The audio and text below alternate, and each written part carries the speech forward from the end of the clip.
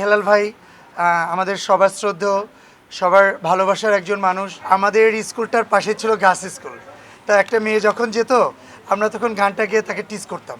এটা এই কলেজ লাইফে মানে স্কুল লাইফে যা করি আর কি। বাট সেই ফিলিংসগুলো না এখন খুব কাজ করে। আবেগ বলতে গেলে আমরা তো ওনার চলচ্চিত্রগুলো তো আমরা দেখে এসেছি যখন স্কুল লাইফে ছিলাম।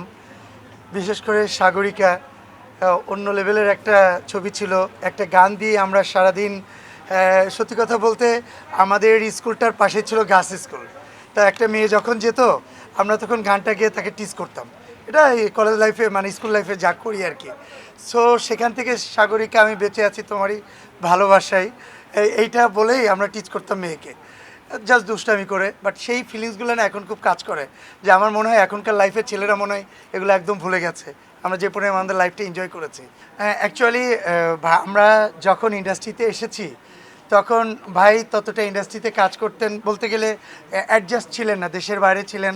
বাট ভাই যখন ব্যাকে এসেছে তখন তো ভাইয়ের সঙ্গে এখন পর্যন্ত আমাদের কোনো কাজ হয় নাই।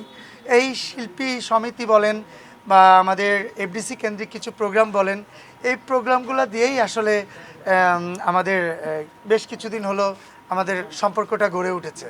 স্মৃতি বলতে গেলে তার ছবি, তার গানকে নিয়ে আমরা দুষ্টামি ফাজলামি করা স্কুল লাইফে, এটাই আমাদের কাছে অনেক বড় স্মৃতি। সেই হেলাল ভাই আমাদের সবার শ্রদ্ধেয়, সবার ভালোবাসার একজন মানুষ, ভালোবাসার একজন আর্টিস্ট। আজকে তার জন্মদিন। আজকে আমার বা আমাদের ডিএতে ভাই থেকে শুরু করে আমরা জাস্ট চিন্তা করলাম ছোট করে একটা কেক কাটবো। আমাদের ইনভাইট করেছে মানে আমাদের ডিরেক্টর স্যারেরা, বিশেষ করে সাইমন ভাই ইনভাইট করেছিল।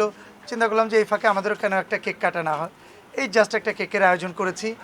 আর আনন্দের বিষয় যে সবসময় আমাদের ভালোবাসার মানুষগুলা সুস্থ আছে, ভালো আছে। অনেক অনেক অনেক বেশি দোয়া আমার ভাইয়ের জন্য। হেলাল ভাই সবসময় সুস্থভাবে যাতে আমাদের মাঝে থাকে।